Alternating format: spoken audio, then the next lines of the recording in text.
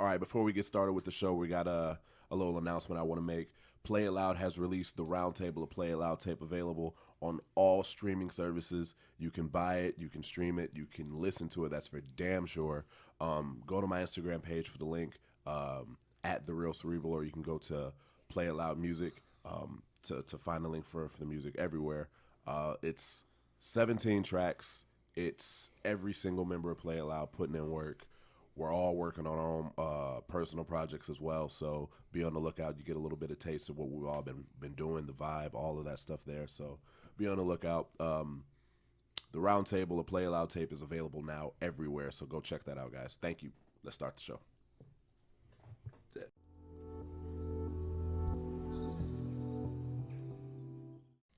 All right, welcome to another episode of Smack Talk, Leave It on the Court. I am your host, Cerebral. Today we got the usual suspects with us. What's going on, Joe? What up? What up? What's going on, AK? Not much, man. Just living life, baby. I feel like every time I say what up to you, you're thinking of some like philosophical ass shit that you want to say. I should think about it before you ask, but you know what? I'm the on the spot person, so you know, if I think about it, it's gonna come out stupid. If I put it on the spot, it comes out and it actually sounds kind of intelligent coming from this mouth. Probably 80% of the show is on the spot. yeah, right. All right, today we got a special treat. We kind of preluded it last week. We're gonna talk NFC and AFC one each week until the season starts. So there's only 2 weeks until the NFL season starts. We got 2 episodes. So we're gonna go with the NFC this week. We're gonna look at the Vegas odds for win totals, and we're gonna talk about if we agree, if we disagree. We're gonna break it down by division. This is going to be kind of interesting because I think as NFC specifically, Very I think we're pretty in line with most of them. I think there may be one division where we may have some differences. We kind of talked about it a little bit last night in our pre-show, but we're going to get into it here, and we'll see how this goes. So AK has the Vegas odds for everything. We're going to start with the NFC East. Yes, sir. So let's go ahead and go with the top. Okay, and I just did it because, you know, once they said the East, I did have the North written down first, just to let you guys know. So I'm not being biased to the East, of course. AK is always biased to the East. But so the East, they got New York at 6.5. They got Washington at 7, Dallas at 8.5, and Philly at 10.5. I mean, we'll start with New York. Obviously, they're at the top of the list. They're at 6.5. How do you guys feel about that? They do have the 8th toughest schedule. Hold on. Before we go into that, the NFL screwed the NFC, I feel, because the top teams have, like, the top hardest schedules of everybody. The Packers have the hardest schedule of all this year. Love it. Yes, but the Bears also have the 8th hardest. Yeah. So you guys aren't getting any love either. No. But so that's a whole nother subject. Yeah, but out of like the top, it was the top 13 teams I counted. like top 2. 13 teams, there's 2 AFC teams only. Well. And the top hardest schedules. There's 11 NFC teams in the top 13 hardest. Crazy. But so we'll go with New York. I mean, obviously they took Saquon Barkley, which is a powerhouse running back. They vamped up their offensive line a little bit. I wouldn't give them, I wouldn't say it's a great offensive line. It's a average. Better. Yeah, it's a better. It's on their best days they might be a better than average, but on their normal days they're average. You get Odell back, which obviously helps everything out. And defensively, they were a little above average defense last year. They didn't really do much to vamp it up. They kind of kept everybody intact. A lot of the guys in the backfield are young. So with that being said, how do you guys feel about 6.5? 6.5 for the Giants, in my opinion, is probably online. I can easily see them getting to 8. Yeah, I'd say game shift either way. Yeah, possibly. I have them at 7. I have them 7. So they 7 go up. and a half. They go up a point, point and a half. Yeah. Or a half a point. I'm sorry. A game, yeah, half a which, game. Which is in line, and that's those are good betting odds. They have the toughest schedule in that division too. Yeah. By Washington's 14, Dallas is tied for 15, and Philly is 19th. So they're number 8. How's the Super Bowl champs have the easiest schedule in that division? I mean, numbers, baby, rings and views. I guess just who's playing. What yeah, division you're playing that year, and by it just default, worked you being out. the Super Bowl champs, you're not playing yourself too. So I guess that does matter. to add on to what AK said, Saquon Barkley, like you said, high volume back. Something that he pointed out the other night, he's going to be blocking for Eli. So in the pass game, hopefully, it can help. in the pass game. Hopefully, that helps Eli out. He can get to his healthy receivers that he has. The defensive backs, Landon Collins, Eli Apple, Janoris Jenkins. I mean, those are some guys that you necessarily don't want to throw to. And they picked up Alec Ogletree as well from the Rams.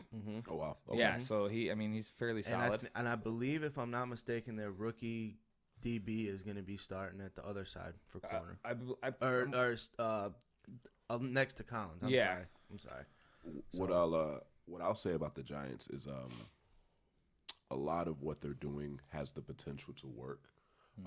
Saquon Barkley specifically, him being on the field and being able to do it all helps their offense in more ways than what people realize. It's just almost like a time crunch with Eli. Well, it's that, plus it's like you don't have to switch him off the field to play a different kind of play. Mm-hmm. He can be in there for running and passing plays, so you don't get legit 3-down back. Yeah, you get a legit 3-down back, and the defense is on their heels a little bit. Have to be. Yeah. They also picked up Jonathan Stewart as well, which obviously he's on a decline, but he's a good goal line. As a backup, that's great. Yeah, very good. He just doesn't catch the ball, which that was D'Angelo Williams' job in Carolina for forever. Which is why that tandem worked. Yeah, which was great. So, I mean, that doesn't really add too much. But, I mean, in all reality, I wanted to obviously go higher, but I had to be realistic about it. Yeah, and I feel they're going to about 7 games. So not much off of what the Vegas side is. I think it's fairly close. Fair enough. I'll go 7 too. Yeah. What do you got? I'm gonna go 8. I'm gonna give them an extra 8. game. You're gonna give them 500. Yeah. That's decent. Okay, we'll go with Washington next. They got the 14th hardest schedule, and then they're projected 7 wins. I put them at 6. I put them at 6 just because I feel New York got better. Philly's really good, and Dallas.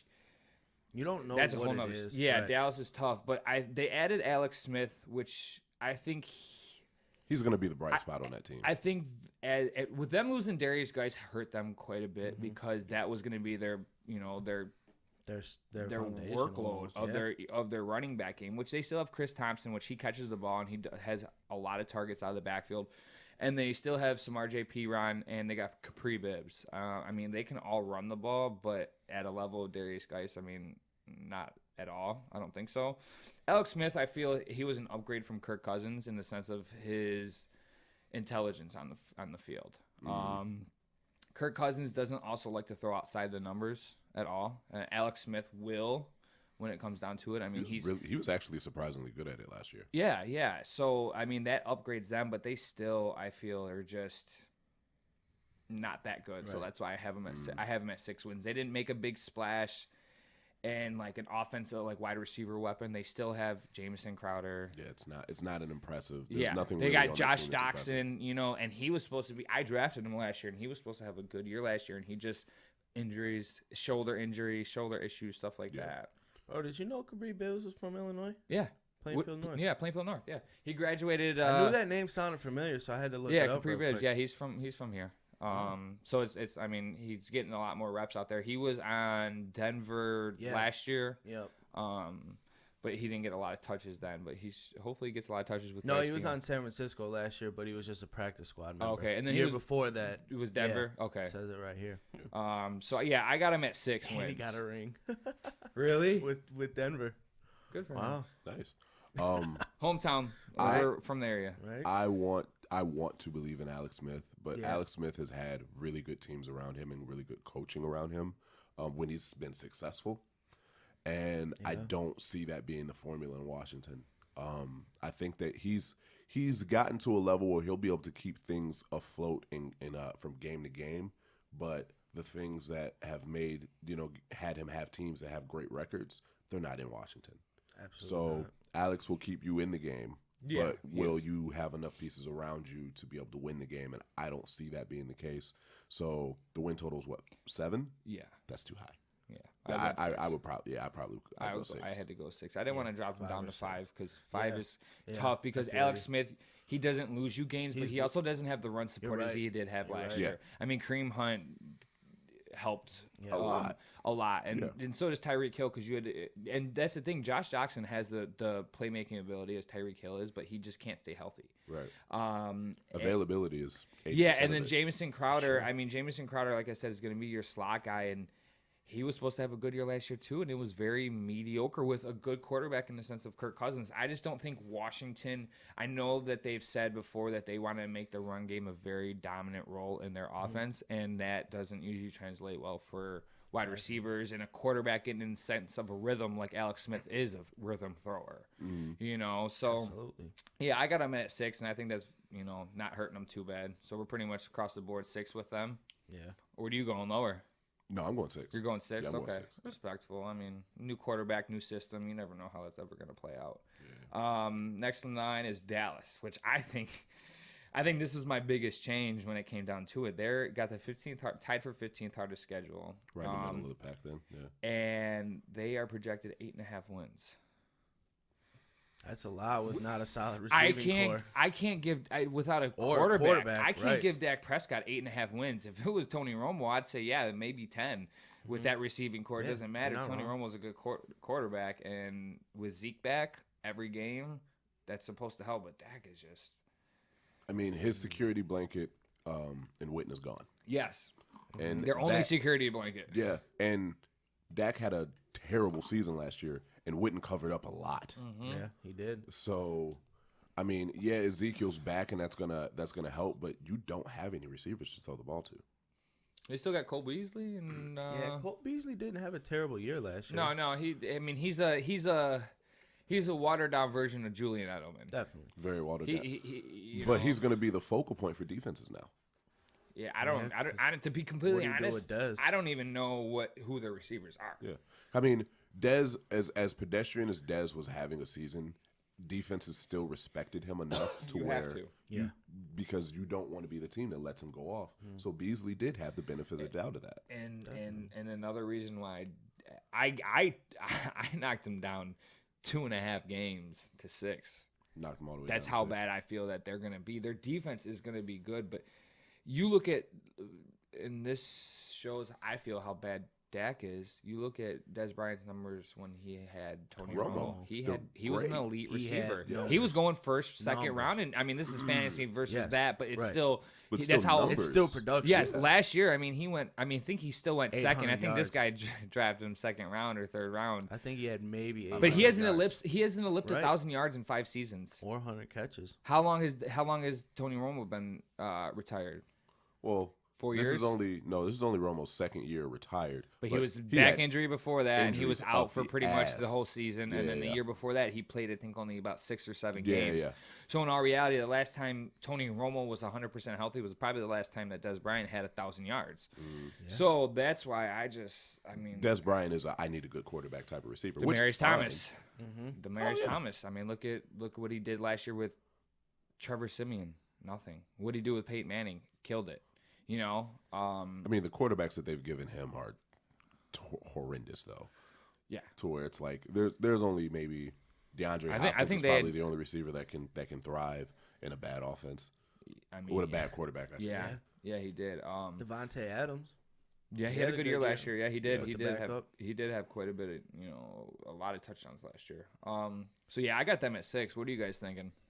I mean, you have Zeke back. Yeah, that's going to be nice, but without being able to pass and open it up for him a little bit, you're kind of going to have 8 guys stuffed in the box, and they're going to be getting stuffed. So it's hard, and then you really don't have a receiving core, let alone a quarterback that can throw to a receiving core. So I don't think you're stretching with 6 at all. No.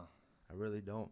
Maybe 7, but I think 6. I'm going to be honest with you. Do. I like the direction you're going in. I'm going to go further. I'm going to go 5. I'm gonna go 5. Just a dumpster fire.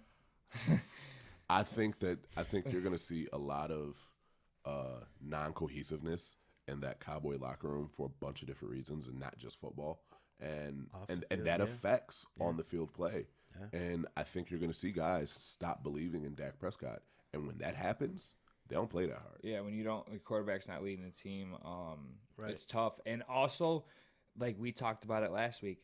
The fact that they're showing Dak Prescott film of a quarterback drafted in the same round as him speaks on how they feel about him. I'm like, bro, you're trash. You gotta we're showing you film from a guy that you got drafted in the same year with him. Yeah. Before him too, yes. right? Oh no, Dak was 4th round. Oh, okay. Yeah. And so you know what I'm saying? It's that I feel that just, actions speak a lot louder than words. Yeah. And their actions, they might say Dak Prescott is our quarterback. And Dak's our quarterback. He's got to develop. It's my quarterback. But, so, I think. He's got to develop into that. Yeah, and so we got Zach with 5, me and Joe with 6, which is, all of them you can pretty much agree with. Next is Philly, the last in the division. They got the 19th hardest schedule, so the easiest, like Zach said, out of the bunch. And they're at 10.5. I have them even. I kind of feel with that division the way it is, they're going to beat up. There's no team that's above 500 as we put them as of right now. And even if we take the Vegas odds, there's still only 2 teams above 500, and Philly being one of them. So there's only one other team above 500 with the Vegas odds. And it's only by game. So yeah. It's literally by a game. It's a half a game, and they're at 500. So I feel I have them at even just because they're getting, and people are gonna underrate this. Nobody, you guys, if I swear to God, if you guys take them, I'm gonna slap the shit out of you guys in fantasy. Darren Sproles is coming back. They love that man. I was reading an article on him last year. Don't worry, you can have him. Yeah, he's gonna be a stain in the 20th round. He's gonna be an RB. He's gonna be an RB2. All right, maybe if he's there that late, I'll take him. Hold on. It's really funny you say that because I'm driving the other day and I'm thinking, who the hell is the next Darren Sproles in fantasy? Because I gotta find him. Darren Sproles. He had a broken arm last year. Okay. So it's not a leg injury. Right, He's small. He doesn't take a lot of beatings because he doesn't run it up the middle. It's all outside work. It's all passing game. That little motherfucker's hard to hit. And it is. He's so small. And so he's coming back. You have him coming back. So then you got to. So don't draft him in the 20th round. Let you take him. Yeah, I'll kill you. Okay. So you gotta slam down his notes.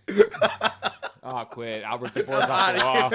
Everybody go home. Rip the boards off. Draft is over. There's no fantasy this year. Joe, go to the basement.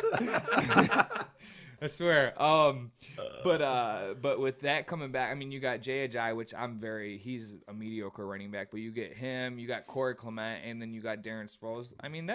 You can change it up and you get a lot of looks. Got options. Elshon, they're talking about he might be hurt for this first 6 games. So that actually, I didn't really, honestly, that's my fault. I didn't even think about that. That might hurt their winning percentage because they got who? Nelson, what's his name? Nelson Aguilar. Yeah, he's solid, but they got Zach Ertz, and you got to rely on Zach Ertz to get a lot of touches out of Zach Ertz also had a big year last year, so defenses aren't ignoring him. So question: Alshon Jeffrey was in a contract year last year. Yeah, healthy, available, played all the games. Gets his new long-term deal. Isn't available. Yeah. Is that a personality thing? Is that Alshon? Because that is the reason why the Bears did not sign him to a long-term deal. Yeah, he's kind of got a I wouldn't say it's an attitude because at the Super Bowl, I don't know if you guys saw that when it's like all the the week before the Super Bowl they have all that charade shit. Yeah. They interviewed him and he was sitting at the table and he's like, I don't want to fucking be here. He said, I want to come for the Super Bowl, win the Super Bowl, and go home. He said, I don't need to be here for this bullshit. He was didn't bite his tongue whatsoever. Right. So I don't know. I don't know. It's hard to say because it could be an injury that's been nagging him for a while, and they were just in a run. They did just win the Super Bowl, so they played. Oh yeah. That's they the longest. Played longer than anybody else. That's the longest he's ever played in his entire career. Mm-hmm. By far, because he's never. Been in the playoffs. Did he? Yeah, I was gonna say that was his first year in the playoffs, correct? Mm-hmm. So it could be that. I hope it's not that he got his money and he wants to be like, all right, now I'm gonna sit. But the fact that he might be and. I would imagine there's some clause in the system in his contract that if he misses that many games, we saw what they had in for your guy Smith, Roquan Smith. Yeah. The tiniest details, like you're having like sub clause by sub clause by sub clause. When we get done with these divisions, can we go over that? Yeah. These sub clauses in their contract, so maybe there is something in there like if he misses X amount of games, he loses X amount of money. Right. And with him going on that PUP it's list, 6 weeks if you don't play week 1, right? Yeah, before the season starts, if he's on the list before the season starts, he can't play the first 6 games. Right. So if that's the case, you're losing your number 1 receiver. I don't think he's a number one receiver. I He know, only catches 42% of his balls. Right. That's not a number one receiver stats right there. No. But you got to look at who they play in those first 6 games, and that's going to matter a lot. True. I mean, if it's a lot of interdivision games, they'll probably be fine because there's not a team. I honestly don't see a team that's close enough to them in the division. No, I don't think they're going to sweep the division. I don't think they're going to sweep their division You'll have games. one. Yeah, you'll have. That's one, what I'm one saying. or two So it slip-ups. might be that 1 or 2 games that they play the division in that first 6 games and lose 2 of them. Yeah. And because we all know when you play your division, you play with a chip on your shoulder. You're trying to come and put that, especially the defending Super Bowl champions. You have an X. You're gonna get their best game every night. You got a target on your back every single Sunday. year. And you've been the laughing stock of your division for a long time. They got Since Donovan McNabb. I mean, even then they were still they were winning the division, Yeah. but it was still but you guys don't have the title, so who really cares? They got Atlanta, Tampa Bay, the Colts, the Titans, the Vikings, and then the Giants. See, so That's a mixed field. so you could go 50, but you could easily go 3-3, Yeah. or you can possibly go 5-1. With a healthy Alshon Jeffrey, you could go 3-3. Yeah. Yeah, It's gonna be tough. I mean, that first game with Atlanta. I mean, you never know. Philly's the team you got to watch out for, right, buddy? Yeah, I have to pick mine this year. I'd shit a brick if you pick the Super Bowl winner again. I'm done talking to him. Done. See you later, Smack Talk. So 10.5. Like I said, I got them at even. I would say they could easily win 11. I think say they could push it. I mean, you can't. If I'm going over to 11, and that's Yeah. I was gonna say you can't push on 10.5, but I'll give them 10. It's hard to win. It's hard to win more than 10 games in the NFL season. It's really hard. They went 11-5 last year, I believe. I think they went better than that. No, I thought they did go 11-5. Did they? Okay, yeah. I mean, and that was everything going right for them. Yes. And even having a mixed up backfield and having Darren Sproles gone for pretty much, I think he got hurt like the second or third week of the year. In all honesty, we haven't even talked about the quarterback situation because. Well, yeah, and that's the thing because Foltz got hurt in the preseason game. Right. Foles did get hurt. And I still don't know what the severity of that injury is. I mean, it might just be a minor muscle tweak, and it's still preseason. So yeah, Nick Foles, if he comes in, I mean, that's just people are like, oh, Carson Wentz will be ready. It's like, no. He's not going to be ready. You slow that down. I literally just had the same injury as him, and I'm talking about him being back within that time frame because he got hurt late in the season. It's not like he got hurt week 1, right? To where he's had an entire year to sit off. They say sometimes this injury doesn't heal for an entire year to come back to full contact sports. Mm-hmm. And as a quarterback, where you're going to be shuffling and possibly getting hit in the leg and hyperextending that knee, you could easily tear it again. Yeah, he got hurt week 14. Yes. So I don't think he's going to come back for the first 5 games at least. And that's pushing it even because if he takes one step back in practice and tweaks his knee, he could be out for a whole nother week, and then that's pushing him back to 6, maybe 7 games. So I guess it's all a toss up on what happens with that. I wouldn't be surprised if he's on the pup list at the start of the season just to make it. Yeah. Just so they can have an open wrestler spot. Exactly. They're very vague with Foles' information on his injury, so it's not really saying too much. Just saying he got hit on his right arm as he threw, clearly hurt, favoring his arm. Yeah, it didn't look like it was.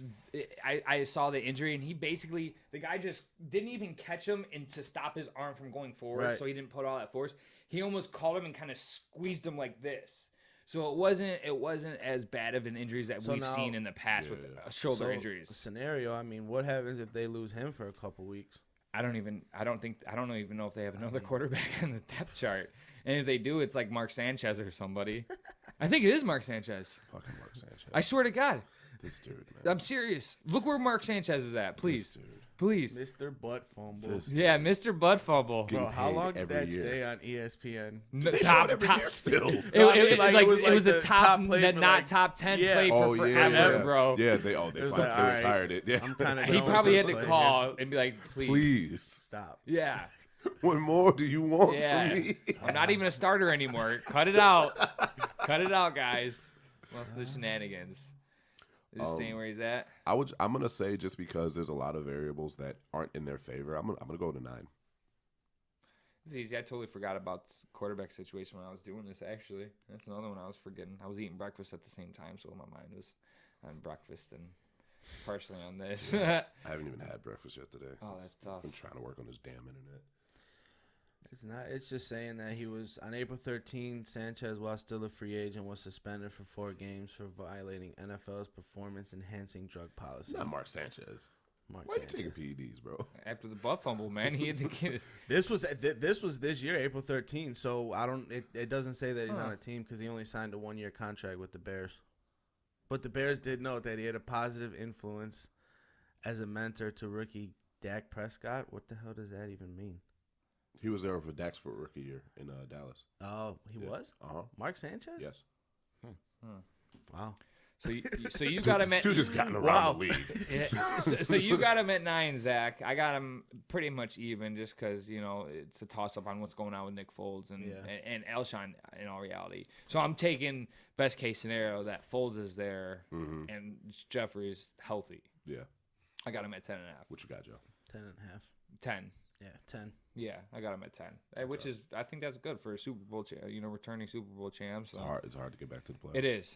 But I mean, at 9, I would still have them winning that division, though. Yeah, I was gonna say we pretty much. I wasn't even gonna ask who you guys think is gonna win that division. Let's be real. Just based on our numbers, yeah. we got it. Yeah. All right. So next in line is the NFC South. We're gonna start it off with the Buccaneers. 4th hardest schedule, which is not terrible. It's terrible for the Bucs. They need the easiest schedule. And they'll still fuck it up. Yeah, and they're at 6.5. Too high. Too high. You guys think that's too high? I was gonna give them 5. I'm going. You 5. think it's too high then? I got some game and a half, but yeah, I think they're gonna. I even left it blank because I was gonna pretty much do it on the spot, to be completely honest. I got them at 5 because I just don't know. I'm not a believer in Jameis Winston. they got a rookie running back that's gonna get the starting nod. Wait, did Jameis Winston's suspension get reduced or? No, I think it's still 4 games. Yeah, 5 is too high. 5 is probably right. There's not really much to say about him. You hope that Jameis we've been does waiting good, for right? them to turn the corner as a team. Mike Evans needs to leave. Yeah, he's too talented to be on a mediocre quarterback's offense and a mediocre offense as a whole. He needs to go with a quarterback that can throw him the ball, and A is going to be there, and B can read options and progress through the field and see who's the open man. I mean, Mike Evans is 6'5", like 230 pounds. He's a really hard target to miss. Yes, yeah. it's unreal that he had a terrible year last year. I don't know who drafted him. Bro, first off, he didn't have a terrible year last year. He didn't have a great year, but he didn't have a terrible year last year. But at his draft round, he had where you picked. Yeah, where'd you take him? Yeah. Where'd you take him? Where did you take him? The draft board's in the garage. I'm not checking. Was it first round? Or second? Oh, I think it was a first rounder. Anyway, Cerebro's quiet. So Jameis Winston. All of a sudden, Jameis Winston is probably the issue on this team. For the fact, I mean, when you look at the teams that we have faith in, the teams that we don't have faith in, it usually stops and starts with the quarterback position. Yeah. Jameis Winston has not matured as an individual. He's not matured as an NFL player. Hey, he's not jumping on tables screaming "fuck the free world" anymore. No, he's groping his Uber driver instead.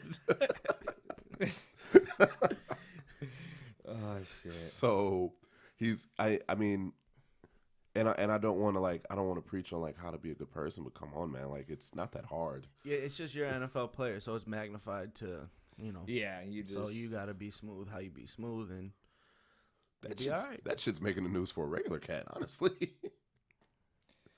Yeah, I mean, yeah, it could be. Yeah, but yeah, it's Tampa Bay though. I mean, we know that they're the bottom of that division. I mean, they're going to be. I mean, you look at the rest of that. I mean, division. they're damn near at the bottom of the map. They're going to be at the bottom of the division. Yeah. I've been waiting for, all right, Tampa Bay's finally going to be in there, and I've never had the thought of this is their time to take the division, but it's time for them to get in that dogfight because that division is a dogfight. Right, because the other 3 teams have been to a Super Bowl in the last 10 years. Yeah, all 3 of them. The last time the Bucs were there was 2001 with John Gruden. Yep. That was Tony Dungy's team, but John Gruden He was took the him head there. coach, Yeah. right? And it's funny because his team made it to the Super Bowl, though. The team he was on previous Oakland Raiders. It was Oakland against Tampa. Yep. Knew the whole playbook. Yeah, right? Cheater, pumpkin eater. Had a wife and couldn't keep her. That's very different from the Patriots knowing the whole playbook. John Gruden is like, these motherfuckers ain't changed shit since I left. No, they're still running my system. I can tell. That's my play.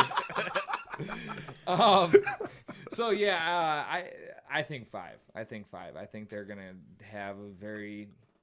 They're down. They're gonna be down for quite some time. I mean, I don't know how big their market is in Tampa. I don't know if they're bringing in the money to produce. And I mean, think about it. They didn't make. What kind of noise did they make in the offseason? There were players out there that they could have went and gotten. Pierre-Paul, I think, was really the only one. Yeah, that's it. And I mean, in all reality, oh yeah, that did happen. You know what I'm saying? In all reality, yeah, that helps. I mean, because you got Gerald McCoy there and stuff like that. But at the same token, Quan Alexander, Levante David, decent defense. Yes, they have a good defense, but sure. they just can't. Right. I mean, and no matter how good their defense is, if their offense can't stay on the field, their defense is going to get tired. The offense keeps making very silly mistakes. Yep. So yeah, and they don't have a run game, like I said. I mean, they thought Doug Martin coming back last year was going to be something significant, and he, just like how they had Charles Sims, he had like 2 good years, and then he was gone. Who was the other guy with Doug Martin? You remember the guy before that? The guy right before Doug Martin. I can't think of his name. It's like.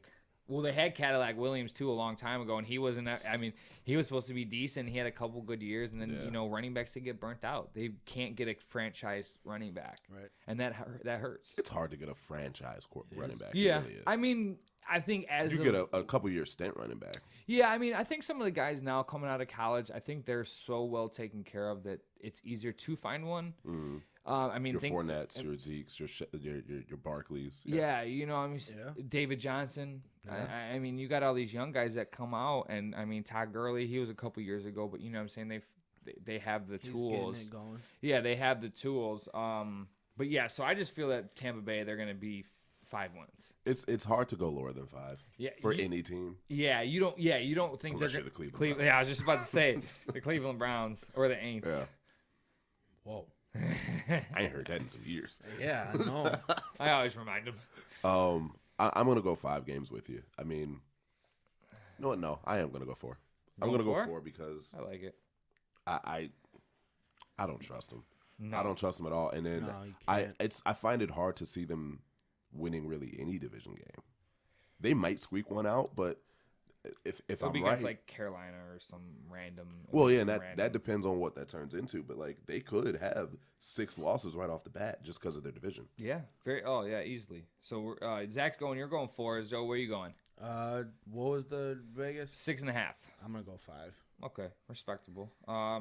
We'll move on. We shouldn't have talked that much on the Bucs, but we did. Apologies, guys. Sorry, guys.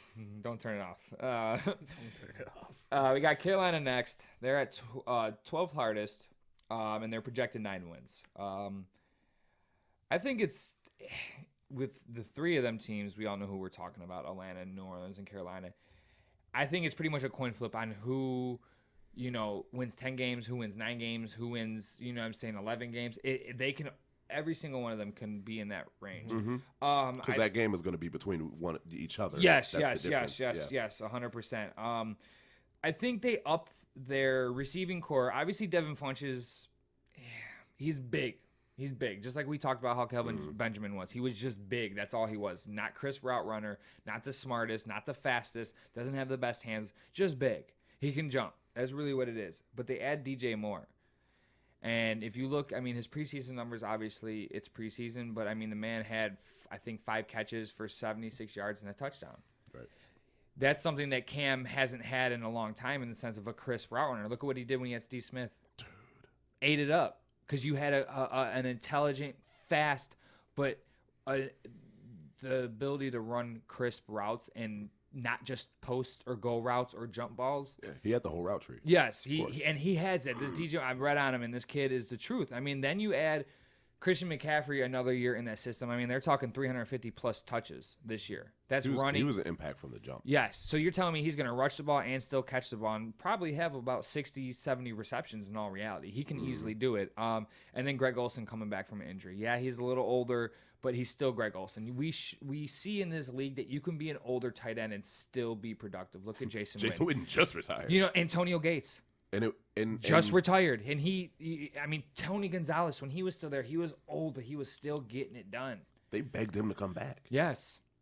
So, I mean, as a tight end, you can be older because you're not trying to be the fastest guy out there. No. You're running perfect routes. You're reading the defense, and you're adjusting your route to that. Right. So you're either running a slant or you're running a go or, you know what I'm saying, you're doing a turnaround. You're doing a button hook. And then you know that as your tight end. And so that helps them a lot. And they have C.J. Anderson there, which he's a solid running back. He's a solid running back. I think in this system, he'll be better than he was in Denver last year. Because in Denver, let's be real, it wasn't a good system. It wasn't a good system last year. They had no quarterback. So, of course, what are you going to do? Load the box up. Yep. So, I think that helps. But I have them at an even. I like Carolina a lot, and Cam is probably my favorite player to watch in the NFL. Mm-hmm. He didn't start off the season healthy last year, and that did affect them. Oh, yeah. But in that division, the teams that they're going to have to play, you said their schedule was how hard? The 12th hardest? That's not top 10, but it's still up there enough. Yeah. I can't really go anything past a push. Yeah. I find it hard, but I'm honestly I'm gonna keep that same energy for these other teams. I mean, I'm not going higher than 11 for any of these three teams probably. No, I mean Carolina had not a terrible year last year. They did make it to the playoffs, and that was a downslide for them. Honestly, it was. Right. So they lost a very close game to New Orleans. I mean, it was a 5-point swing. So one play and that game's a different story. Yeah, and I mean that's how it's going to be. I think across the board, right? With Atlanta and New Orleans, when the three play each other, and when you really look into it over the last couple of years, I mean, this division has been one of the those best. Three teams, and but like we said, if that top team is 11-5, the other two teams are 10-6, 10-6. Yeah, they'll be right behind it. At 500, the other teams are 9-7 or 8-8. I mean, it's a they play up to their competition in that division, which is exciting to see because I mean last year it was good. I mean, for the most part, if you caught any of those division games between the three of them, it was a great game. They mattered. Yes, and so that usually helps. Yeah, I would go with the push at 9. Yeah. Mm-hmm. Okay, we'll go next. Atlanta. They have the 13th easiest schedule, the easiest in the division, and they're projected 9 wins. They didn't really make any crazy moves this offseason. Offense didn't really change much. They did get Calvin Ridley, but he's down there on the depth chart. Yeah, he's not an impact player as of now, because obviously you still have Julio, you still have Mohamed Sanu. Right. And I mean, and then you have Taylor Gabriel. No, Gabriel went to the Bears. He went to the Bears. He went to the Bears. That's right. You still got Devontae Freeman and Coleman. I mean, and that's a great duel. I feel like Atlanta. I got them at 10. Yeah, I put them up there a little bit easier only because New Orleans has the second hardest schedule in the entire NFL. And Carolina, I don't think is going to be better than Atlanta. Because I think when it comes down to it, Matt Ryan is still a better quarterback than Cam Newton in the sense of the passing game where it's going to count to come back from being down. Yeah. Their defense is good. I mean, they still have Keanu Neal. They got Deion Jones. Who else do they got? I can't think of it right now. But I just feel that they're going to have a better season than the three of them. Not saying that they're going to go farther than the three of them. The other two. Better regular season. Just a better regular season at 10 wins. I give them one up. This is their second year in this offensive system. I want to see how they're able to implement Devontae Freeman because I think they did a really shitty job of it last year. His numbers the last 2 years, his production has gone down in the sense of his carries. I was reading an article on him. His carries and his receptions have gone down ever since Coleman came to that system. Mm-hmm. Taking carries. Yes. Away from I mean, and it's significant. His 1 year when Joe picked him up on that free agent when he had his breakout year, I think he had about 320 touches. Yeah. No. I'm sorry. 310. Okay. His production the year after that went down to 276 touches, and then last year 223. It's a huge drop off. But it's not like they're not producing because they still have Coleman coming. It's not like that's a fantasy aspect, but that's as a team. They're still producing. Sorry, Zach, I didn't mean. No, you're fine. I mean, it kind of brings my point up a little bit more. It's Devontae Freeman was kind of a proven commodity as far as what he was going to bring to you, even in the red zone. Yes. And they had red zone struggles last year. Very. And when you have the solution already on your roster and he's proven that he can do it, it's a little frustrating that you don't even try that solution. So I think if the coaching staff can kind of figure that portion out of it, and maybe they do keep it kind of similar to how they do, and other guys starts to step up, but you can't have red zone struggles. I mean, you look at Julio's touchdowns in the red zone last year. Trust me, atrocious. It's terrible. His targets alone in the red zone were bad. Terrible. And they talked about it before last year. They said we are going to focus on getting him the ball in the red zone, and they still didn't do it. Actions I don't speak louder trust than it. Words. Yeah, I just don't trust it Because you have a good quarterback. He's gonna put up you have yardage. good pieces. Period. Right. You should Yeah. not be a bad red zone team. No, you at shouldn't. all. I mean, and Julio's 6'3". He's not a small guy, and you have Austin Hopper, and Austin Hopper is an underrated tight end. He's 6'5". I mean, he's a big boy you can throw the ball to. I mean, even Mohamed Sanu. I mean, he's not big, but he's gonna catch. He's a possession receiver. They're an offense that could legitimately spread you out on the goal line and find a way to get the ball in there. They Throw it should up. be able to Throw it up to throw it Julio. up, or even I mean, you're going to have to Read respect the option. spread. Yes, Read option with Devontae. exactly. Or even Coleman. Coleman's a big boy himself. He's Yes. not. You know what I'm saying? He's not a little 5'8" back Right. that So, comes in for strictly passing downs. when you have that much talent and it's that bad, you got to blame the coaching staff. Yeah, I just think last year, like you said, it was their first year in that system. Mm-hmm. If they don't produce this year, is the year you're like, well, who's the problem? Right. What's Right. the problem? Right. That Because 3 years, right? you know what I'm Wait, saying? last year was their first year. Last In year this was their- offense, Okay. in Yeah, this- last year was Yeah. their first year in Second year. offense. So this will be their second year, and usually you got to pick something up in that second year. And if Yeah. you haven't picked that offense up, or if that offense is still stagnant, and Something's So gotta I'll improve. give the benefit of the doubt, and I'm not going to take them down, but I'm not giving them another win yet. So I feel like if they can, I mean, they had a good offense last year. I just feel like Atlanta has been known for the high-powered offense. They got to get Julio back. it's got to into come it. back sometime. They got to does. get Julio back into this. Julio Jones has too many games where he is a non-factor to be He's- considered. I mean, I know. a top three Fantasy receiver. aspect last year, great in the PPR league. Standard scoring, I mean, he's as good as nothing. I mean, but you also aren't giving your best player on the offense the chance to opportunities, score right. in He'll the go red zone. halves without a target. Right. Yeah, Legitimate, I know. dude. I mean, You I go- don't have his red zone targets in front of me, but they weren't. Trust me, I looked at who's got the best red zone numbers, and he wasn't on that top 10 or the top 20. That doesn't shock me. You know, Just watching enough games is like it's. I don't know. I'm going with 9. I'll give it 9. going 9. Okay. Next one, last one is New Orleans. They got the second hardest schedule. They're at 9.5. They're at 9.5. I hope we win 9. I got them.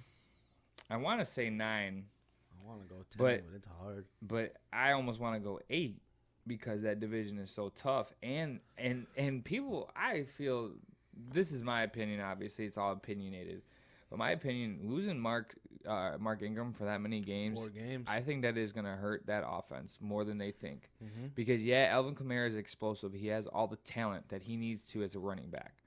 But you take Mark Ingram out of there, you don't give Alvin Kamara the rest that he was getting when Mark Ingram was there. It shows that most offenses as of late, when they run a tandem backfield, they produce better. they're more productive. Their yards per carry are better. Their yards per catch, their rushes are, you know what I'm saying, they're getting more yak yards because they're getting through. Well, plus you're putting defense, you're wearing the defense down Yes. with each other. So Mark Ingram's going to bruise you, and then Kamara's going to just run around. you. Exactly. Right. So it works. And Mark Ingram has been there. Alvin Kamara, yeah, he still knows the playbook, but He's got who it, right. who does Drew Brees have a better repertoire with? Mark Ingram. They've been there. They've done it. They've been there through the good and the bad, both of them. So I think having him gone is going to hurt more than people think. I mean, so I have them at it's rough. even, but I could easily go with 8 games because of their schedule. The strength of their schedule is very tough. Who they got to play? What's that? 4 games right there out of Against Carolina and Carolina. Atlanta, Yeah. which. That goes Like both we ways, though. said, they could Yeah. they could easily win all 4 of those games. They could easily lose all 4 of those Yeah. games. In all reality, but they could easily go 50%. They could go 500 ball. And I think if you go 500 ball against that division, I don't think it's going to translate well for you winning that division. You got to, I think, have a better than a 500 record against your division, and let's exclude Tampa Bay out of that. Right. Out of the other 2 teams, and I just. Yeah, we got Tampa Bay, Cleveland, Atlanta, and then the Giants. So the first 2 games you could pull off, and how long is Mark gone for? 4 or 6 games? 4. So you know what? You better win those first two. Yeah. You because Cleveland right now, we don't know what they're doing because they basically took pieces from a lot of other teams and had a few of their own that on paper is extremely good. It looks really good. But we know as sports fans that on paper always doesn't translate to out there. I'm never gonna forget the Philadelphia Eagles super team. Yeah, bro. What was that, like 2007 or something like that? It was more. It was like 12. It was when Vince Young was the backup. Who was the starter? I think Michael Vick. Michael Vick. Nah. Yeah. You're probably right. Yeah, let's be. Well, I mean, look, I didn't say it was a super team. True. Very true. So yeah, I got him at even I got him at 9. Well, it's actually a half a game, but you can't have a half a game off. So I got him at 9, and I could easily go 8 just because I think that suspension is going to hurt them a little bit more than they think. I mean, I would love to go 500. In those 4 games. I mean, no, I just mean over the season. I would love to go 8-8. To be honest with you, if you guys were in the East, you guys would be at 10, 11 games. Absolutely. It's just that it's like the scenario, AL East, right? You got the best team in the baseball and then the second best team in baseball in that same division. And that's kind of how you guys are going because Atlanta and New Orleans, I feel, could be more considered the best teams in the NFC versus Carolina. But Carolina, we don't know what they're going to do this year with a little bit better offense. It all lies on Cam Newton with Carolina. And he was hurt last year, and we saw he wasn't running like he was in the very beginning of the season. You saw how timid he was to take off. So it could when Cam Newton is engaged, he's one of the best players in football. Oh yeah, hands down, and that makes the whole team better. Sorry, Joe, I didn't mean to. No, you're good. Cut you off. I was just getting ready to say. I mean, we had that terrible playoff loss last year. Yeah. I mean, yeah. Hopefully you're using that as fuel. Yeah, the kid that missed that tackle, Marcus Williams. I mean, he didn't have terrible numbers. He had almost 80 tackles, 4 or 5 interceptions, I believe, out of his rookie year. Yeah. But you made that one play. That's where rookies usually make mistakes. Is in crunch time positions like playoff games or prime time TV games. It wasn't. What he did was intentional. It just wasn't what the play was designed. He was trying to be the hero. Yeah, he was trying to light him up. Absolutely. When you make the conventional tackle and you of course I want to be mad at him. Of course you want to say cut him. But when you look at his numbers, jump him in the locker room, bro. Yeah. A lot of fans are ruthless. Not me. I'm not saying me. I'm just saying, like, in general, the attitude around the What team are we saying if he makes that hit? Right. Absolutely. What are we saying if he makes that hit? We're not even mentioning him, honestly. You're talking about him as the hero, and now we're playing. They could have went to the Super Bowl. They could have played Philly and beat Philly for all we know. I mean, they might have had a better. I give them a better chance to beat Philly than Minnesota. I feel like this year is going to be.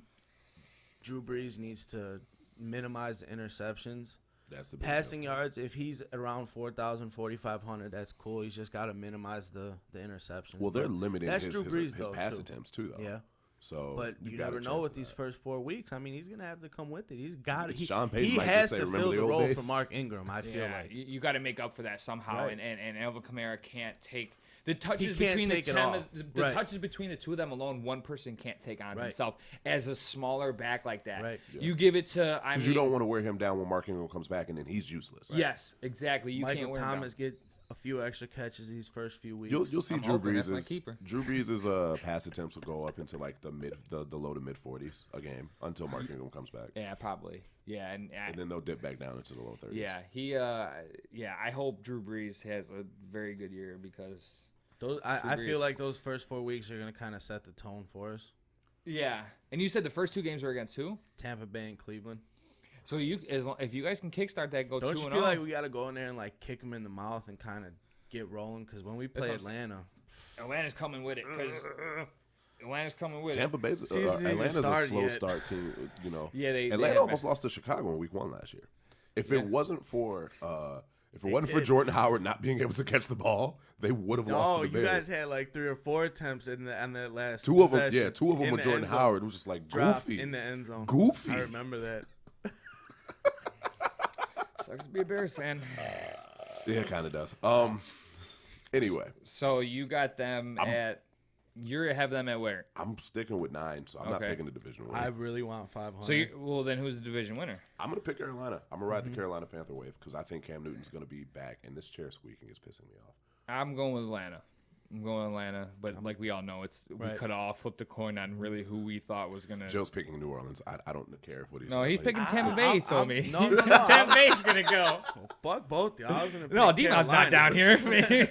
I think Carolina's gonna pull it out just because, like he said, second hardest schedule. Mark Ingram out 4 weeks. I mean, it's tough to do. We'll see. We'll see. All right, moving, a tough team. So yes, we'll see what moving happens. on to the North. There's only 3 teams in this division. Hey man, look, No, we kid, may I'm not be good, but we are the first NFL team in existence. Yeah, but the worst. How is that possible? I'm kidding. All right, so we're gonna go with Chicago. They got the 8th hardest schedule, which is. Damn it! It sucks for them because they're on. They're trying to put pieces together to figure out them as a team, and that's not good to have the 8th hardest trying to do that. On the plus, they did pick up Allen Robinson, they did pick up Tyler Gabriel, and they did pick up Trey Burton. Took my notes. That helps. That helps that offense a lot. If Allen Robinson can come back to who he was when he had 15 touchdowns that year with Jacksonville 2 years ago. Or no, 3 years ago. 3 years ago. 3 years ago. When I was riding the Blake Bortles wave. Yeah. He's injury prone. He was out last year with an injury pretty much the entire year, which left Jacksonville with a hodgepodge of wide receivers. D.D. Westbrook, never heard of him until, Allen Hurns didn't really have No. So as a whole, they were bad. But Allen Robinson, if he can play well, I think he's a number 2 receiver. I don't think he's a number 1 receiver like they have him listed as. He's a budding number 2. Yeah. Where, on a bad team, he's a number 1. Yeah. On a mediocre to bad team, he's a number 1, which is the situation he's in. Trey Burton, I think, is going to help them a lot because he's a big target in that red zone. And Jordan Howard, I love them. I love the kid. He's can't catch the ball for shit. No, but they have been working on his pass game. I've read that as well. Yeah. But they've been trying to work him. Matt Nagy likes him a lot, and he really wants to run him as a 3-down backer. They don't want to bring in the 3rd down for Cohen. Yeah. Which sucks because Cohen's exciting to watch, but I see Cohen as being like your Darren Sproles type player. But he needs to out there in the slot. You got to get really creative. Yeah, he's got to start because Darren Sproles, has done things that.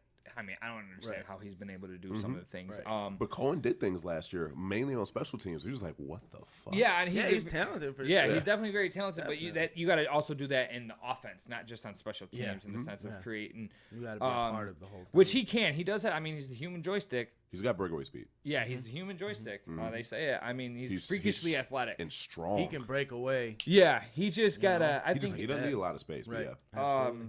But it just sucks because he can't get into the rhythm because Jordan Howard takes a lot of touches. Let's be honest. And he should. Yes, he really should. So they got them at 6.5. I'm going to 5 games. I'm gonna be kind of brutally honest because it's a first year head coach, a second-year quarterback, and a bunch of pieces just put together now. A brand new offense. Yeah, you basically it's brand new cohesive. everything pretty much you can say except Jordan Howard. Everything else is brand new except him because he's been there. They're still trying to fix the offensive line. Yes. The thing that's going to keep I agree with you on the 5 games, but I'll say I'm gonna stick with I'll agree with you on the 5 games. They do have a hard schedule. So they do. That also influences our opinion because before that we were saying, oh, maybe the Bears can get 7 games, and now it's like it's going to be tough. They might not make 5. They have a top 10 You have to defense. think about that division as well. I just feel like if they focus on player development this year and keep that defense within top 12. Oh no, the defense needs to improve. From top 10? Yes. You need. They were number 10 for them to win. Yes, that's what I'm saying. But develop, get everything going. Next year, they needed. Take this up as a loss year. Well, get that offense in rhythm. Well, I guess what I'm saying is, from the defensive side of things, the only major changing piece is Roquan Smith, which should be a plus, not a minus, even though he missed all of training camp because holding out and all that other stuff. But he should still be a plus to your defense. You guys also need Fuller to get back to what he was doing when he first came into the league. He kind of took a dip. Well, last year he had a much better year, but he was one of the most targeted cornerbacks in the league last year. I don't know why he was picked on so much because the numbers against him weren't great. It's not like he was getting torched. Right. But he was the most picked on cornerback in the league, damn near. You mean the Bears were just the most picked on team last year? No, that was the Cleveland Browns. I'm not going to let the slander continue. That's the people that get bullied every year. I'm talking about new shit. Like, we're sick of picking on them. Yeah, so. he's actually cool now because we picked on him so much. Let's go after somebody else, and it's the Bears. They're the Cleveland Browns of the NFC. No. I got to find somebody. Wow. Wait, no. Whoa. Shit. Sorry. We can beat Tampa. They've won a Super Bowl most recently. You've got, and the only reason why we're talking about the Bears so much is because we are a Chicagoland-centric podcast, so there are people that are listening for this because they're not that good. You've got, first-year head coach, first year in the offense, but a lot of brand-new pieces. The defense should be the bright spot of this team. Of course. You need to see Mitchell Trubisky take a step forward. I don't know what to expect out of this offense. There's too many brand-new pieces.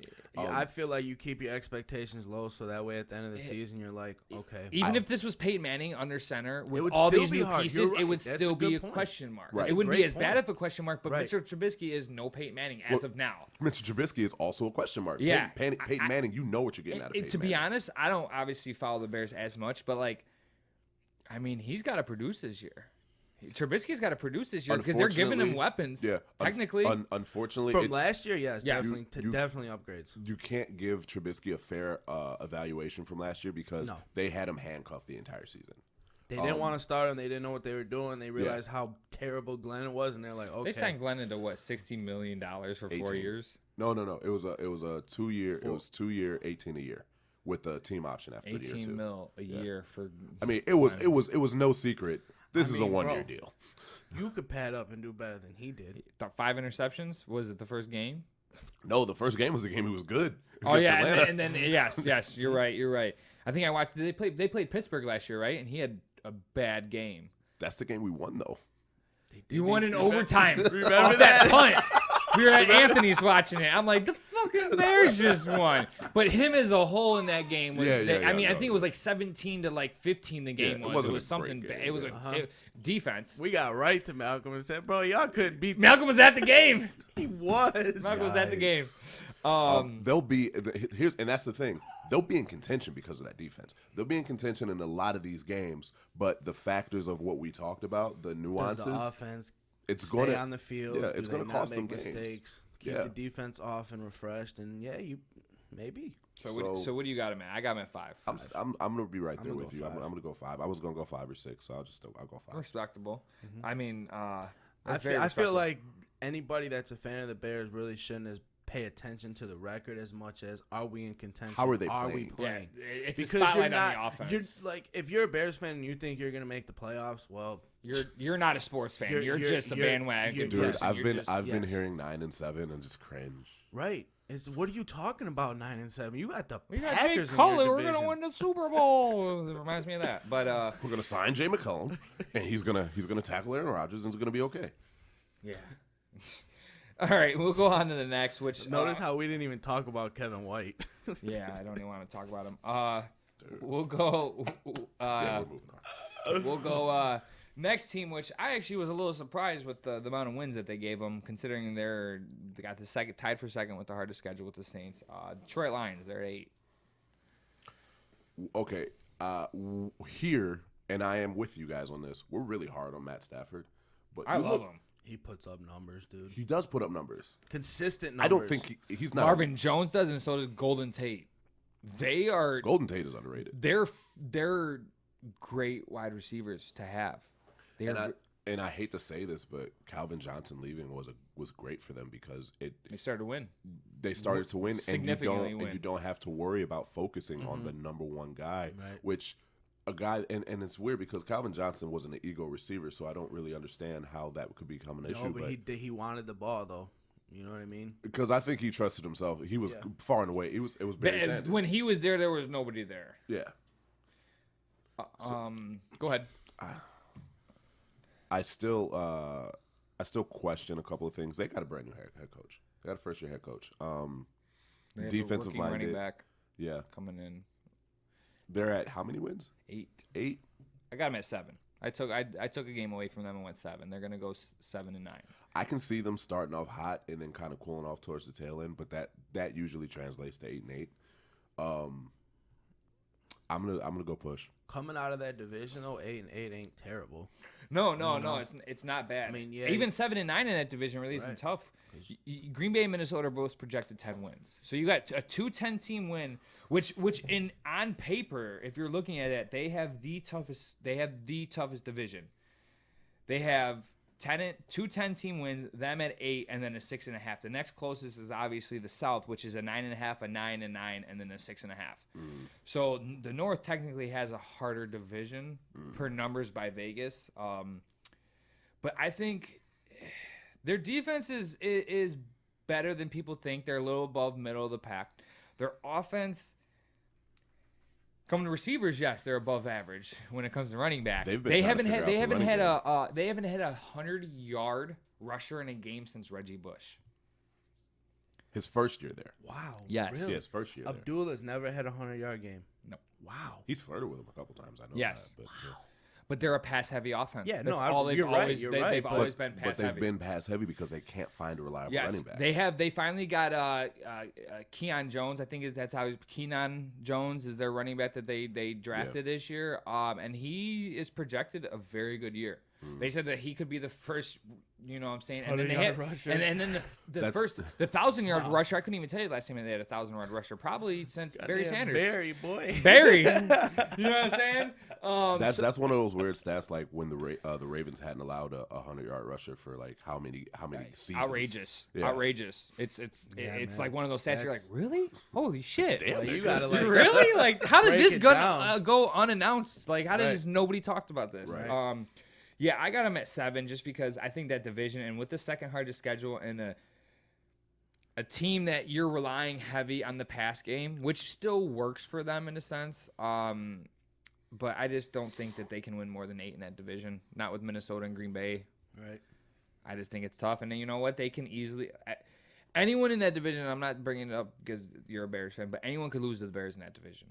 I mean, just like it's all division games. Anybody could really lose to the worst team in that division, and that could hurt. That could be that eighth game. Yeah, that could be their right. 8th game that they go 500. But the Bears take them out. The Bears come in, you know, doing their thing. They're rolling hot, and they take them out. You know, it might put them both at 8-8. Especially if it's that game, you know, the Bears are going to come hungry. Like I said, they'll be in almost all their games, so it's possible. It's just like football. Anything can happen.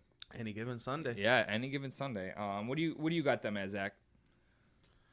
8's the Vegas number. I don't look at them as a terrible team. I really don't. Not by any means. No. But like you guys, hardest I don't second hardest schedule. That makes it tough. I probably will go 7. I probably will go 7. 9, yeah, I'll go Yeah, 7. I think that is respectable for a team like you said with a new head coach. A new head coach is hard to do. And he's coming in. I mean, he's coming in defensive minded. So the issues that we have with the team, as far as like figuring out a better way to run the offense, he's not going to be the guy. He's not the I don't know Mr. Miyagi. He ain't the Mr. Miyagi to come in and wax on, wax off. No. What do you got, Joe? 7. Okay. We'll move on to the hardest schedule in football this year, and the Green Bay Packers. They're projected 10 wins. No pack, no. You got Aaron Rodgers coming back, but you also lost Jordy, which is your security blanket and your go-to man that you rely on in the crunches of times. But they got Jimmy Graham. Jimmy Graham hasn't. He is a good security blanket, but Aaron Rodgers has to want him to be his security blanket. If that makes sense. And the thing is I was looking on him, and I was watching ESPN the other day, and they were talking about Jimmy Graham as a player. Yes, he's a touchdown monster, but he's a touchdown or bust player. He doesn't. I couldn't tell you. I guarantee you, he probably hasn't had over 100 yards in the last 3 years, probably since New Orleans. The Packers haven't had. You'd have to look it up. I know he hasn't had over 1,000 yards since he left New Orleans. No, and honestly, if he hasn't had over 100 yards, because in Seattle, he's not a speed tight end. He's not his tight end ability is I'm gonna catch the ball in the red zone. I'm gonna catch the ball and he gets hit. He doesn't have a ton of yak yards. He doesn't have yak yards. He's a system. He's a system tight end, and he's a really good route runner. But the problem with Seattle is like we don't care about how good you are at running routes. Get open.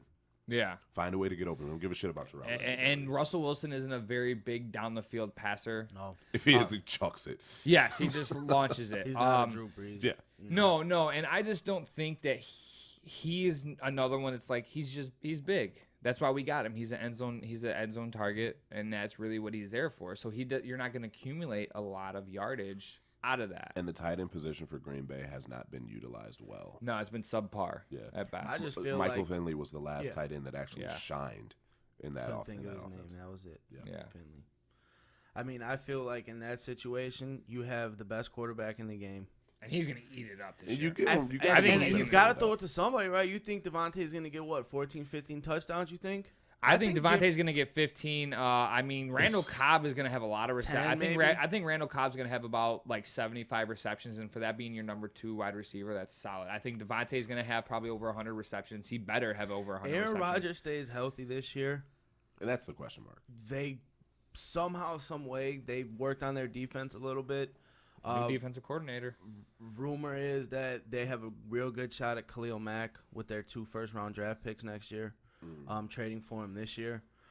I mean, I think he's got the best weapons he's ever had. You could almost arguably talk Super Bowl for the Green Bay Packers. I think they are. The hardest schedule it's going to be a test for them. Yes, it's going to be a test. They have the best running back core that they've ever had, ever. In the sense of Jones and Williams, and then you throw Ty Montgomery, potentially could run. He can either run the slot or he could step back and run the ball. So you don't know what's going on, what he's going to do when he might line up in the backfield and he's gone. Yes, you're running a wheel route. Right. Right. So I think that this offensive team is the best that the Saints have ever, or the Packers have ever had in the sense of weapons all around. Obviously, Jordy and Devontae Adams and Randall Cobb as a receiving core when they had him in previous years, obviously, was the best receiving core, but who are the running backs? Exactly. Right. So I think I have him at even. I got him even. I got him going 10 wins. Me too. I'll give him 11. You're going 11? Yeah, I'll give him 11. I respect that, man. You're a Bears fan and you gave him 11. Yeah. I respect that. I like that. All right, so we got them at, me and Joe are going 10. Zach's going 11. All easily plausible scenarios that could happen. Next, they got the 8th hardest, and that's Minnesota. They're at 10 wins. It's tough. They got Delvin Cook back, which he was going to be a monster last year before he went out. Oh yeah. They said that they projected his numbers last year. If he would have kept getting the volume he was getting last year, he was going to get around 300 touches, and that. His productivity at 300 touches is huge for that offense. And they got my boy Kurt there. Yeah, they got Kurt there, which Case Keenum's not a bad quarterback. Don't get me wrong by any means. Just talking shit about Kurt like 20 minutes ago. But I like Alex Smith a little better than Kurt, but I like Kurt better than Case Keenum. So obviously Alex Smith is way better than Case Keenum in my eyes. Yeah. I think that's gonna help. I don't think. It's a small step above Case Keenum in the sense of their quarterback. So that's why I kept it at even, because they didn't make any news. They didn't do any big, transactions. I mean, that was their big trade. Yeah, that was theirs. And I think it was, like I said, a small step above Case Keenum. I think they went in there with the mindset of, if we have this locked down, we could have been in a Super Bowl. That could have been us. That could have. Very true. And I think that's part of the reason why you don't. Kirk Cousins is a good game manager. Yeah, big time. I look at that team. There was a lot of external scenarios other than talent that I think factored. I mean, the fact that the Super Bowl was in their building, I think that gassed a lot of those guys up. I mean, how and they often? were one fluky play from not going to the NFC Championship game. Right. That like we said, that was a coin flip. That's a 50-50 ball that the guy could have caught him. No touchdown. That's what I'm saying. If the play is played how it's drawn up, they're not in that game. No, they aren't. But I look at them and it's like, man, there was a lot of hype, a lot of energy, and you saw it on that play specifically, how much it meant to the city, and that kind of like translated into the team. Yeah. I don't think you're going to have that same level of enthusiasm. Kirk Cousins is going to play with a chip on his shoulder because he's going to want to prove that I've been worth this money this whole time. Washington fucked up. Yeah, very true. I mean, notes from Minnesota, like Aaron said, they got Kirk Cousins now. Definitely better than Keenum. You got Dalvin Cook coming back and Jerick McKinnon, so that's going to be a decent... Jerick McKinnon's in 49ers. Oh, my bad. What was I reading then? They're probably saying with the departure of Jerick McKinnon. Maybe. Jesse, we miss you. Right? I mean, Joe misses you. Nah, I just miss Reddit, bro. My bad. It happens. Anyway, go ahead. That was it. I mean, their defense is still sound. Yeah. Their defense is still a very good defense. Healthy. I mean, a healthy running back and the talent of Delvin Cook could change a lot of things. But yeah, I got him even. Zach, where you got him? At 10 wins, I'll give him even. Going even? Yeah. Okay. Who's winning that division? I'm going Packers. Green Bay. I mean, when Aaron Rodgers is healthy, they win that division. Green Bay and that Minnesota wild card. Yeah. Yeah. That's very respectful. Yeah. And that's even a toss-up, too. You could either go other way around. Bay. Green Bay, honestly, they should prefer the wild card because when they go to the wild card, they won the Super Bowl. Good. They won the Super Bowl. Yep. Wild card year. Who'd they beat? How did they get in? How did they get in there? How did they make the wild card? So many issues. Was it the Lions, Joe? No. Was it the Bears? Yep. All they had to do was beat them in week Lovie Smith week benched 17. the starters at halftime and let the No, Packers that was the Chris Conte play, wasn't it? Yeah, Chris Conte made that bad play. Oh. Yeah. Oh no. But Lovie Smith though. No. When they won the Super Bowl, they let them in the playoffs. Oh, the Bears let them in the playoffs. Okay. We had the number 1 seed, and we let them in the playoffs. Ouch. And then they beat us in the NFC Championship game. That's right. Fuck you, Lovie That's Smith. right.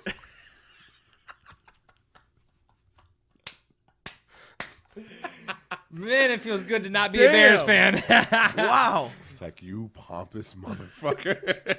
Hey, Joe, at least our teams win Super Bowls. Yeah, not many, but they do. Well, yours, you got 2. I'm holding on to one of the greatest teams of all time. That I wasn't. Only if you weren't even even born for it. Only if you would have got to watch them. Yeah. Hey, that 30 for 30 got me hyped though. Anyway, we got one more division left, and then I want to talk about a small handful of things. So we got the NFC West starting off with Arizona. They got the 8th hardest schedule, tied for 8th with Chicago. And they are at 5.5 wins. Ugh. I put them to 6. With getting David Johnson back, obviously he's an upgrade from their from their running back core. Yeah. Their defense wasn't bad last year. But you did lose Tyrann Matthews. Yeah, true, but I don't. At the safety position, you're not a huge impact, but no. he is a top flight safety in my opinion. But they changed their defense around and they put Patrick Peterson kind of in that role. That's a good. That's and smart. I feel he's always been better than Tyrann Matthew. Tyrann Matthew is the loud one of the group, and Patrick Peterson is quietly the better younger brother. If you want to look at it, the older brother was the loudmouth. He's boomer bust played. Who? Tyrann Matthews. Yes, he's. Definitely. Patrick Peterson is more of a floor general player, and He's Tyrann definitely Matthew. more consistent. 100%. He really can't stay on the. I mean, he can and he can't stay on the field. Matthews. Yeah, I agree. So they got him at 5.5. Like I said, I put him at 6 because I think David Johnson is going to bring. I mean, he's a win or 2 better running back, bring him to your system. Then people talk shit, but if Sam Bradford is that starter down there, I'll take it. If he's healthy. If he's healthy. Yeah. But I'm saying, as him down there, even if he's healthy for 5 games, that could be the 5 games that they need to win, and then just have to muster up one more. And Arizona is a place where where people in general go to, revitalize themselves. Mm-hmm. Look at Carson Palmer. He went down there and tore it up. I mean, look at Shaq. I'm talking about all sports in general. You go to Arizona to kind of revive your life. Yeah. So with Sam Bradford, David Johnson, I mean, obviously they still have Larry Fitz. Larry Fitz is still going to be – they have him projected under 100 catches for the first time, I think, since like 2002. But wait, when was the last time he didn't play? Yeah, then. Yeah. So I think I got to give them 6 wins. I can't go 5 with Arizona with the talent they have, offense and defense. I can't go 5.5. I have to go 6. Out of respect, I agree with you, but they have a new coaching situation. I don't know how that's going to go. Bruce Arians was an incredible coach for them. It's kind of sad that situation turned out the way that it did. I was very upset about that. But I mean, what he did when he was the interim coach for the Colts, and then the immediate impact that he had for the Cardinals, and I think he did try to implement a culture there. but it's kind of hard to see how well the culture is implemented until after you see the general of it leave. Yeah. So this is going to be us seeing how that culture is built, and I don't see it being a contending team. They're not in a great division, but they're in a competitive division, I believe. Yes. And very competitive. But I think 6 wins is probably about right. Could they catch Seattle or San Francisco or even LA slipping potentially? But Seattle I think Seattle and the Niners are going to be easier caught. Like, definitely, in that sense. definitely. But the Rams aren't perfect. No. So I think 6 wins is probably about right for the Cardinals. Yeah, I would just say even 6. I mean, you guys pretty much said it all. I need an odd, like somebody to throw out a weird number that I'd be like, you know what, I'm going to the window with that. I feel the AFC is going to be. You tell more, me the Rams I have think 12 wins on there. I'm going to the window and betting under. I got next is Seattle. Rams are last, Zach. Save the best for last. That's okay. Seattle's next with the 5th hardest schedule. Ooh. They're projected 8 wins. I went 7 because their offensive line is not as good as it used to be. I can't even put into words on how bad their offensive line is. That I was reading their offensive line is fucking terrible. Mm-hmm. Their running game is hitting how bad their offensive line is for years. Yeah. You got Chris Carson there another year there as a running back. They also have Rashad Penny coming in as a rookie, and he's supposed to be a very productive running back. People are very high on him. The defense, I think, is. That's sad. From what they went to. It was inevitable, though. We all we all knew it. It's just like everybody talks about, and this is a whole other sport, the Golden State Warriors. That team is so great, but eventually they're going to disband, and when they do, it's going to be ugly. Some guy legitimately said that they can win 6 more. I'm like, dude, I didn't even argue with him. With the Warriors? Yeah. They can win 6 more rings. I don't think 6 more. And someone's going to catch an ego before that happens. Yeah, I didn't even respond to it. Yeah. So I think that I gave them. I went 7, and I felt that I gave them an extra game that they were going to win. I could easily go 6 games with them because they're not that good. You're not wrong. They're putting this entire. And the Niners are getting better. Yep. Okay. And the Rams have gotten better than they already were last year with the defensive pickups that they have. Yeah. The Seahawks have taken the notion of we're going to bank on the quarterback. That's what all these other teams do. That's what we're going to do. Yeah. We've benefited from him being a financial deal for us for so long. We can't afford to lose him, and they can't. They cannot afford to lose Russell Wilson. They lose that, they're winning 1 game. They've had such an atrocious offensive line, and yet Russell Wilson has still been able to produce numbers. He threw the most touchdowns in the season in the NFL last year. With that offensive line, with him basically running for his life from the jump every single snap. I have no reason to believe that he's not going to be able to keep up that level of play. But he get hit wrong, their season's done. And he's been known to have ankle problems, and those injuries. Those ankle problems. You could be running and you could sprain it from there, depending on the severity of your weak ankle.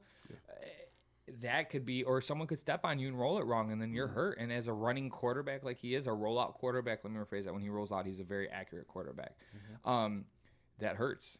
Yeah. That hurts extending the play like they do, and that's how I feel that's why Doug Baldwin is so good, is because Russell Wilson extends the play. So when you extend the play, you can run up. Come to the ball. Yes, right. You come to the ball and it opens up because the cornerback necessarily usually has their back to the quarterback, so you can see that yourself. So then you know to stop and go forward towards the ball.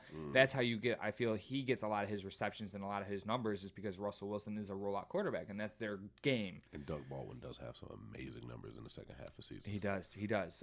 But like I said, I think with that defense, I don't know if their offense can hold up. Eventually, something's going to give. Because they've been so used to their defense keeping them in games. Yeah, the offense hasn't had to do much. 17, 23 points, 24 points get you a W.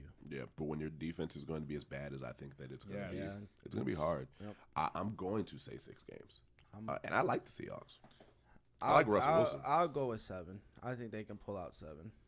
Would you go, Zach? I went 6. I like it. I like it a lot. Because honestly, it was either 7 or 6. I mean, because They could. I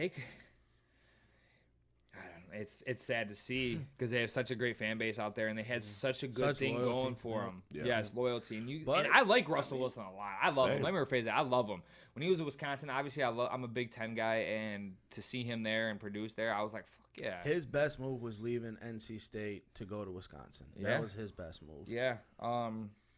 So I got him 7. Zach's got him at 6. Joe's got him at 7. Next team, 15th hardest schedule, which is the easiest in that division by a lot, is the San Francisco 49ers.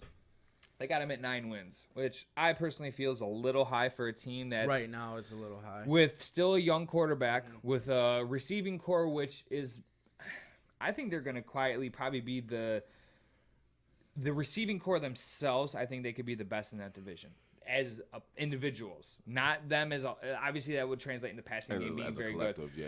But I feel that they're gonna have a good season. With you got Pierre Garçon, you got Marquise Goodwin there. I mean, then you add Jarrett McKinnon, and he catches the ball out of the backfield a lot. So I think I gave him 7 wins. Just because I can't give them 9. I can't have them go 9-7. I don't think they can go 9-7. Can't allow that. Yeah, it's like I can't allow it, but like I can't they're- allow myself to do that because the defense is still a toss up. Yeah. And you're still adding. You added a Jarrett McKinnon right. that he hasn't proven that he can take 300 touches a year.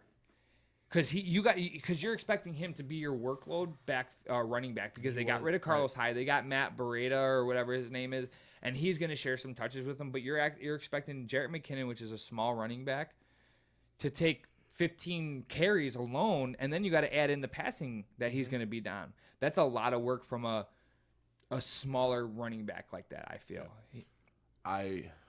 It's really hard for me to not believe in Jimmy Garoppolo. Just from like all the going back to the New England stuff and the reports that Belichick did not want to get rid of him. Yeah. Brady wanted him gone because it's like, I'm not ready to leave. Yes. Brady has never cared about a backup. Brady has never brought any kind of attention to a backup, but there was, for some reason, Brady felt the heat of Jimmy Garoppolo, maybe because he knew this dude. This is my successor. Yeah, this is my successor. He may cause me to have to retire sooner than I want to. Not because I'm done, but because he's ready. Right. And I'm not starting anymore, and I'm Tom Brady, and I'm right. not going to not start. Right. So with that being said, those are two guys whose opinions, especially at the quarterback position, I trust a lot. I think Jimmy Garoppolo is just starting to get his feet wet, and I think that once he finally gets everything underneath him and he gets command of that offense, I think you are going to see the next great quarterback in the NFL. And he's in the Kyle Shanahan system, and you looked what Kyle Shanahan did in Washington when they had Kirk Cousins. They had nobody. Kirk Cousins was still passing for over 4,000 yards. Yeah. In a very mediocre receiving core. And we believe that Jimmy Garoppolo is much more talented than Kirk Cousins. Yes. Yeah. Talented.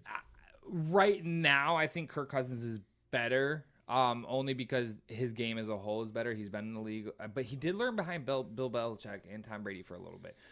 The way Tom Brady handled that situation, I don't know if he taught Garoppolo a lot, but I think that with Belichick being as high as he was on him, it shows that Belichick probably worked with him and understood him, obviously, and figured him out and realized how intelligent he was. So I think as of right now, when it comes to passing, I'm going to take Kirk Cousins over Jimmy Garoppolo, but maybe in like 2 years in that Kyle Shanahan system, or I could bite my tongue this year. I could bite my tongue this year and be like, well, shit. I take it back because in this Kyle Shanahan system with another year under his belt and a better running back, I feel Carlos Hyde was kind of... He put up numbers, but I never really understood Yes. He was like one of those guys you're like, how? It was too How hard did you do to be that? How did you confident do in him. that? Right. So I think Jarrett McKinnon is more of explosive back than Carlos Hyde is, especially out of the backfield in the sense of catching the ball. So, I mean, yeah, Jimmy, he's probably better than Kurt. I mean, I'll change it. I'll change it now. I'm gonna give him the 9. I am gonna give him the 9 because I mean they're gonna be able to do whatever they want against Seattle, and it goes back to what I said last week about Richard Sherman is going to show out against Seattle. Oh yeah, Richard Sherman specifically, I don't think like Russell Wilson. I don't think he liked Pete Carroll. I don't think he really liked a lot of people on there. No. And you noticed everybody was very quiet. Yeah, and he was exactly. Whenever they ask him about Russell Wilson,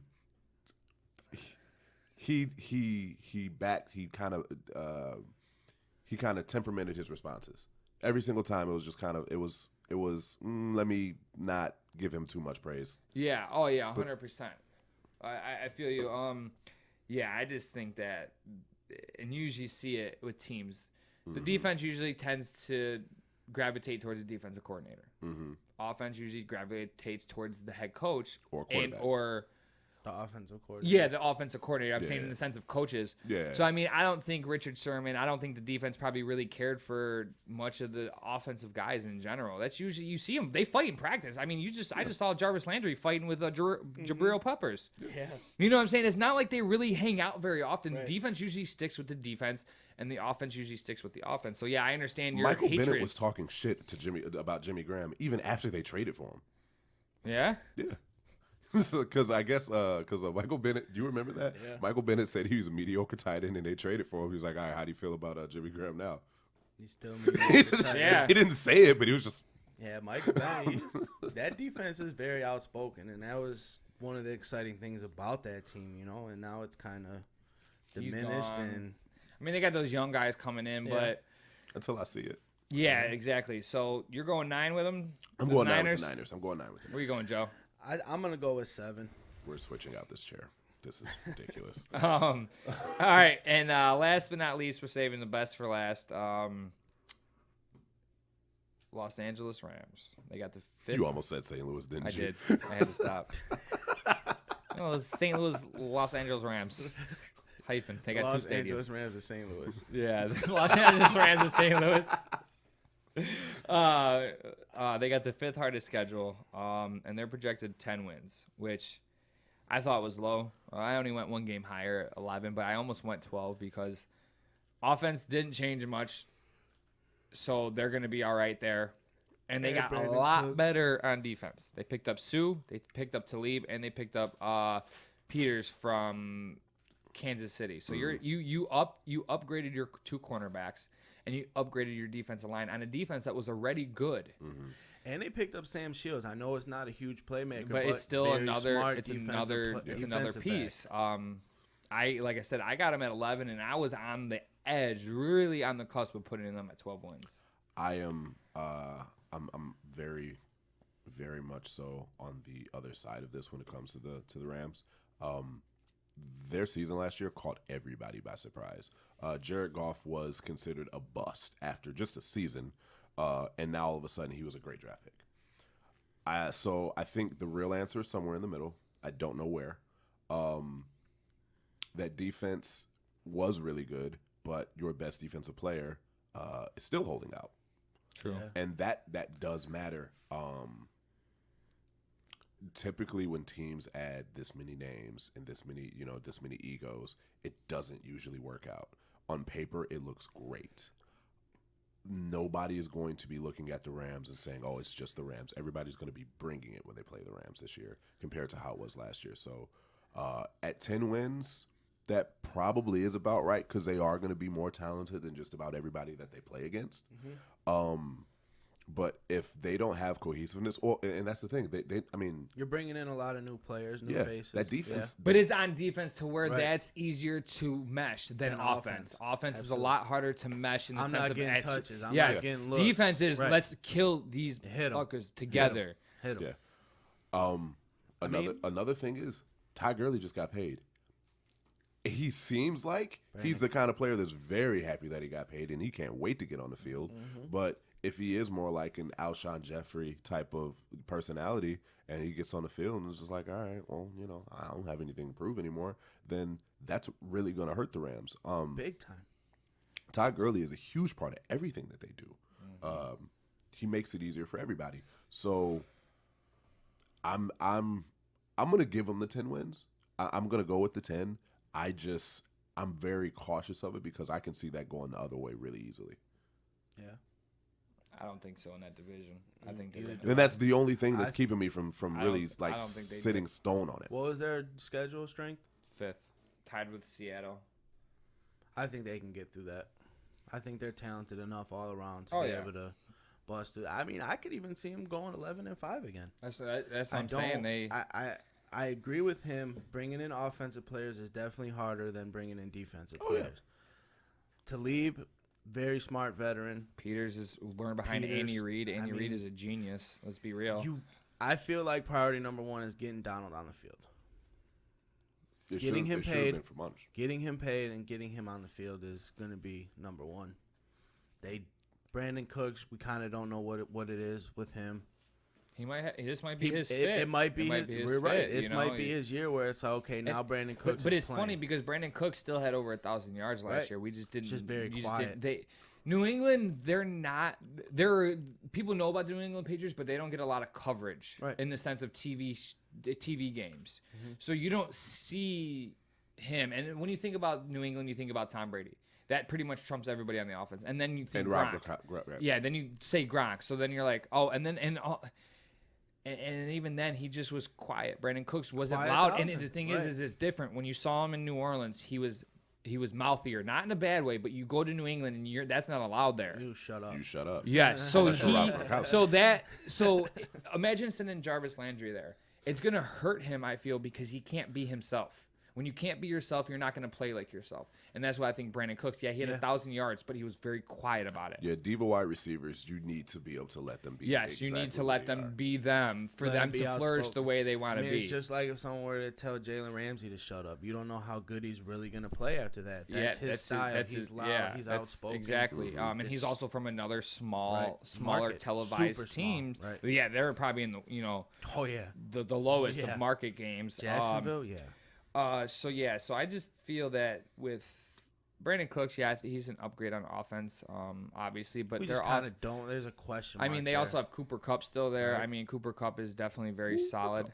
Yeah, very quietly, very good. So I mean, like I said, I think 10, 11, and like I said, I was on the cusp with 12 games because with that division, they could easily take pretty much every game from all those guys. They could sweep the division for sure. They could, especially with Arizona and Seattle in my eyes, because Seattle is just I think does anybody else think it's crazy high that they're at 8? I kind of do, yeah. I think they're giving Russell Wilson a lot of respect. They are. I think a little too much. I think a little too much, and I like him a lot. And Pete Carroll, he's a he's a good coach. But we know that it was the defense that kind of held them down, and that defense is kind of diminishing. It's basically gone. Basically, because you got.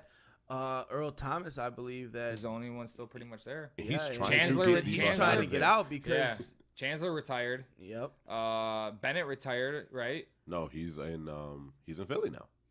Michael Bennett is in Philly. Oh, he's in Philly. I mean, and then Richard Sherman's gone, and then so who do you really have?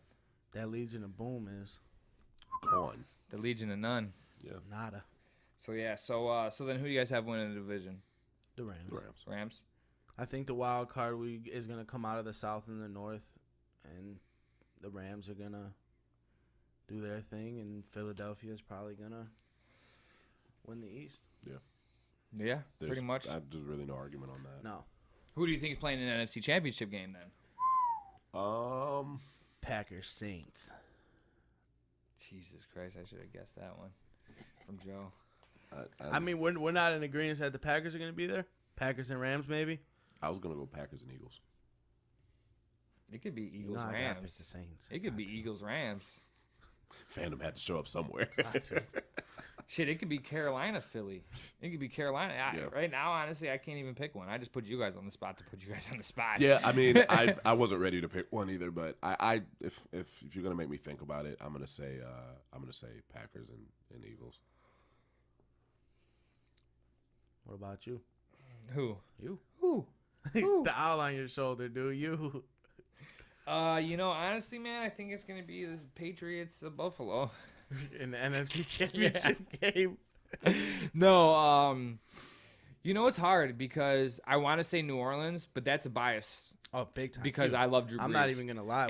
And Michael Thomas is my keeper. Bias for me. So, it's kind of biased about that, but then Green Bay, you just can't count them out. Even no matter how bad that defense is. They were the first team in Super Bowl history to give up the most yards. Like it was like X amount of yards through the year, and they still won the Super Bowl. They were the worst in the sense of defensive rating. That's what Aaron Rodgers will. That's what he brings. So it's like you can't count the golden oldie out, Aaron Rodgers. You know what I'm saying? But you can't count out these young cats in Philly and the Rams. Is Aaron Rodgers golden oldie status? He's like 34 years old. That's a golden oldie in the NFL. That's young for a quarterback. I mean, Phillip Rivers is 36. Tom he's the only 41. extremely old Tom Brady one. is 97. He's a demigod. But yeah, it's either gonna be I'm just gonna say New Orleans. I want it to be New Orleans and Green Bay, so that's me being biased. I want New Orleans and Green Bay. So Joe and Justin can fight all week To the death. To the death. No, we're getting boxing gloves and they're fighting at halftime. Fuck the game. Yeah, Whoever wins this. They're fighting at halftime. I don't know if I could watch that one with Justin. No, because that's gonna be. You guys are both very loud, Aggressive. arrogant sports fans when it comes to their teams. Yes. Sports fans appreciate it. Yes. Somebody's gonna throw something. Yeah, you know what I'm saying? Or just shut the TV off. Or they're just not going to be friends for a month or week two. and a half. Don't watch it at home because your TV's gonna get busted. No, it won't. And I'm fighting somebody. And I'm fighting somebody. You don't want nobody New York fan fighting. God damn it. And I got Louis and Frankie on my side, so y'all better come correct. And Addison's on my side. Nobody. You in the face. I did kind of want to talk the Roquan Smith deal because that's finally done, but I don't really care right now. No. It's still so confusing that it's like, okay, well, you have fun with that, Roquan, and just don't get any penalties. I do, guess. I don't really know how to explain All right, it. since I brought it up, basically, so the Bears have put a weird clause, and you were reading it yesterday. Let me see if I can find it. Before Joe finds it and gets into it, basically, it's so in his clause, the Bears have put if he gets suspended for a post-play penalty, more than 3 games, then his guaranteed money is in jeopardy. That they can start to take from that. So basically, if it's a play after the whistle and he gets a personal flag for probably like retaliation against a teammate or something along those lines, that and he gets suspended for that, then he's in trouble. Which sounds really weird because that's a really weird clause because how often does that really happen in NFL? So, my bad, you good? Yeah, go for it. According to Mike Florio, Smith can be suspended 1 or 2 games for a violation of the rules that apply during a given play with no consequence to his future guarantees. He can be suspended 1 or 2 games multiple times with no consequence to his future guarantees. Smith loses the guarantees only if a suspension is 3 or more games. Okay, so if the suspension is 3 or more games, then he gets suspended. So he could be getting a stint of 1-game suspension 3 times a year. Okay. My question is, why did the Bears feel the need to even put that in the clause? Because how often does that ever happen? Florio noted the last player suspended for 3 or more games this decade was Vontaze Burfict. The outlier himself. If you think that you have a player of that caliber on your team, there's still more. There's still more for this contract. You ready? Okay. Florio then explained in other language in Smith's deal says his guarantees can be void if he is suspended 2 or more games from an incident that happens after a play. So that's like what you were saying earlier. Yeah, so there's lastly, if Smith is viewed as the aggressor after play and is suspended 1 game, then the guarantee can be voided. So what I'm reading is don't get suspended and you'll be okay. So they basically look at him as like, dude, you've got some character issues. Right. Like, chill the fuck out. Keep it under control. He's got a lot of nasty in him. Yeah. A lot of Ray Lewis in him. A lot of Ray Lewis. I mean, he's your middle linebacker. You want him to have some nasty in him. Just don't go Vontaze Burfict level with it, you know. Right. I can't even pronounce that fucker's name. I don't care. He's scum. I like it. So I mean, it kind of it worries me a little bit, but you know what? I've watched Roquan Smith's highlight reel, and you know, seeing him play, the dude is a monster. Yeah. So, but that's what a highlight reel is for. You know true. What I mean? You gotta look watch at their his bad plays. games. You gotta look at their worst plays and their best plays. Watch his bad games and how bad are his bad plays or how bad are his mistakes. And I don't think they're that bad. Look at how many costly personal fouls. Yeah, that's what. Yeah, that's intentional. Gotta be where that stems from. But I think targeting. What was all it? That stuff what was the stat that they posted like when he was getting drafted that he only missed? I think it was like a total of 2 tackles in his entire. Oh, I don't career. know. I didn't. It was some ridiculous thing. It's like what? Honestly, when he came up to get drafted, I turned the TV off for a minute, 30 seconds, and turned it back on. It was some ridiculous stat. Like over the span of like his last 2 years, he'd only missed 2 tackles. So I mean, he's incredibly consistent from that standpoint. Even at a college level, that's something to behold. Just hopefully it translates. That I mean, from that position and his size. Shouldn't be a huge problem. No, he should translate pretty well. I mean, if you're worried about his demeanor and his attitude, then that's another thing. But so be it. That's off the field. The other thing is because we were talking about it last night. AK was watching a preseason game and he said he saw a penalty, and I want you to break down your thoughts. Oh, I mean, it was the receiver was going down.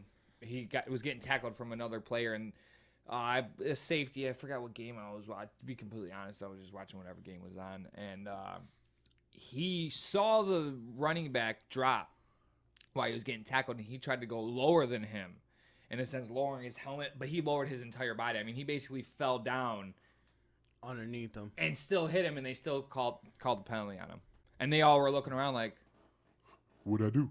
Exactly, and it wasn't a penalty. He barely hit the man, literally. But the fact that he came head first, but ducked lower once he saw him leaving, but he didn't even leave the ground. Right. He was that's just the way it was. He was trying to make the play, and the guy got tackled, and he went down faster than he thought he was. So at that point in time, he tried to change his body direction and go lower than him, and still got called for the penalty. So I don't understand how they're going to justify any of these penalties in this. It's going to be terrible because it's going to come down to it's going to be a costly play for a team that is in contention of winning their division or making the playoffs. It's going to fuck all these Vegas numbers. Yes, it is, and I think it's going to come down to it where you're going to get a ref that calls one of those plays in a very pivotal game, like a championship game, and it changes the whole aspect of what happened. And then you're looking around like, well, what the fuck you is that penalty? You implemented this rule to avoid this, and now you're more. It's worse than now ever. we're more confused than we've ever been about this. Yeah, because the refs don't know when to throw a flag now on defense. They're like, right, that was a flag, but I don't want to throw it. Right. But it is, so and I it's gotta like, throw it. is there any way to avoid that? Because I mean, different sport. You got the MLB talking about the automated strike zone. Everything else would be called normal. It's like, how do you implement something like that in the NFL? Because I mean, you already have so many gray areas of how to tackle. Did I tackle him right? You know how I feel about that. Did I lead with my helmet? You know what I mean? It's like, I'm playing football, dude. How do you expect me to change my direction? I've been doing it this way for so long. Right. They signed up knew what they were doing. If I can get $30 million a year to have CTE later on in my life, I'm getting $30 million a year. I don't care. These dudes are some crybaby little bitches, and that's exactly what it is. They need to man up. I'm gonna be honest with you. I think it's more the league than it is the players as a whole. I think, but the players started it with the player association that they clearly brought it to the NFL's attention that they're getting sick of getting targeted, if you want to consider, or hit high.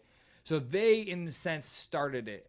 At the player association, and I think they just need to man the fuck up. I mean, I'm almost positive you said maybe last episode or a couple episodes ago, you're like, pretty soon the quarterbacks aren't even going to get touched. No. They're going to have those red jerseys on. Right. It's they're going to be practice, don't touch them. Yeah. Don't touch them. It's going to be two-hand touch football. Right. I said it probably about 7-8 years ago. It's going to eventually, they might as well put a fucking tutu on the quarterback and all these other offensive players because you can't hit them because they're a bunch of girls. That's basically what it is. If I'm a wide receiver, bro, I'm going to kill. No wonder why these dudes are averaging 1,400 yards a game because you can't do shit else to them. Right. That's why you have Jerry Rice and T.O. saying, I can play today. Yeah. Imagine if T.O. played now. He would average 2,000 yards a season. Tell me he wouldn't. I remember the one catch he had. The catch that basically put Terrell Owens on the map was in San Francisco when he caught the ball in the end zone, and he got a trifecta of defensive players colliding against him and still hung onto the ball, stood up, and ripped his helmet off, and he said, what? He still caught it. You don't see him crying about that shit. That made him who he was. Yeah. Imagine a Randy Moss playing right now. You couldn't catch Randy Moss anyway. You couldn't catch him then. What are you going to do now? Yeah, players got bigger, faster, stronger, but you can't hit like you could back then. And see, Randy Moss never went over the middle. That's why they gave him the terminology of him getting alligator arms when he went across the middle. He did one of these because he didn't want to catch the ball because he knew he was going to get rocked. Yeah. Now, he's extending for that ball because he knows he's not going to get hit. He's a full Ouchie receiver now. Right. He's 3,000 yards in one season by a receiver. Never done before. I mean, 87 touchdowns with Tom Brady. Imagine him and Tom Brady together when they didn't have that rule, when they had all these bullshit-ass rules. Jesus Christ. They'd have won that Super Bowl. Yeah, they would have beat the Giants. Right. And it's only driven to get the scores up so fans watch. Yep, that's all it is. Fantasy football, and I mean, don't get me wrong. I mean, I think we've all thank talked God about for it. fantasy football. The only reason why we all watch football so heavily is because of fantasy football. At least for me. Yeah, same. Basketball is kind of we watch it regardless. Yeah, basketball is the one sport I really will watch because I am actually interested. College basketball, watch, but I'm football not into is college fantasy. sports. I just can't get into it. College basketball, I watch March Madness and I'll follow up into it. Yeah, football, I follow a lot more than basketball. But yeah, it's all a spectacle to please the average viewers. Because that's what everybody is. That's the average. That's 90% of America. I want to see the average. touchdown. Yeah, I want to see the home run. And I'm trying to see that dude knock his helmet the fuck off, and him go out the game because the dude's clean him. Like, bro, I gotta sit down. My stomach hurts. I shit myself. I'm starting a petition. We're gonna bring back Jacked Up. Yeah, right. We can. Even if we bring it back for this podcast, that's what we're gonna do. We're gonna bring back Jacked Up. What's it's gonna Jacked be Up? How ESPN used to show like the best hits of the week. Oh yeah. I mean, some copyright shit. It would be this. A lot. A lot. That's what it would be now. So do you really want that? Every you want softcore porn on here? Every Jacked Up highlight's gonna be a flag. Yeah, every single one. The worst ones. We gotta find them. Montez Perfect is gonna be featured a lot. Sue. Yeah. No, he's just gonna step on somebody's face. I'm with that. Bring that intensity. What? Bring that intensity. I like it. But that's why I love Russ, because he's got that old school mentality in him. That's why another reason why I love him. I love those players that bring that, like, bro, I've been playing this sport for so long to where these were the rules. I'm still playing that goddamn way. Absolutely. Yeah. And I like that. I don't like all this. I mean, but Roger Goodell, he's a pussy. Let's not get started on him. The Players Associations are a bunch of pussies. And so are all you know what? And what I think ruined it was the players that weren't getting paid like they are now. You notice how all those rules started coming, and once they started dropping the pay of the players, and I understand that because they're like, well, shit, I'm not getting paid like all these other motherfuckers. So I need to last. Yes, I need to extend my career. But now it's not like that. These dudes are getting max contracts. Boy, you better hit that dude. Sorry for the table, but boy, you better hit them. Yeah, I mean, you had like the QBs like Sam Bradford and Matt Stafford who got them huge contracts. But after that, like it was you were talking, we got that gap now of players that never got paid, and now it's like a 7-year gap. You know, I want my money. Big gap. Now. Yeah, exactly. But now these players are getting huge contracts, huge guarantees. So if you go out and blow your ACL and you never play again, I got $30 million guaranteed. Right. I'm cool. If I can't live off $30 million, I should shoot myself in the face. Yes, in the face. You know what I'm saying? So I feel that could potentially be a reason why some of it was in the effects of changing the rules, because they weren't, like I said, they weren't getting those big contracts. Those rookies were getting shitty contracts, and a lot of them were getting hurt because they don't understand the speed of the NFL like colleges. The average NFL career is 4 years. Yes, it's not very long, and it takes 6 to get a pension. I believe. Yeah, it's something like that. You know what I'm saying? So I just feel that they should implement everything back, and it changed back to how it used to be. That, boy, if you get your clock clean, you get your clock clean. Bro, playing football as long as you played, I didn't play nearly as long as you, but there's been a couple times when my head was ringing, but it was get back in there, you're fine. Yeah. You didn't even check. Like, I probably had multiple. Multiple concussions. I remember one time I ran into a pole at school, like a metal pole. Couldn't see out of the left side of my eye. I couldn't read. They had to have me read the teacher. How you run into a metal pole? Bro, we were playing a game. Tag? I'm looking up. No, we're playing kickball, and I wanted to go catch it, bro. And I mean, this is when I was a kid. But I was a kid and binked my head hard to where I had to read, and I couldn't see the left side of the book.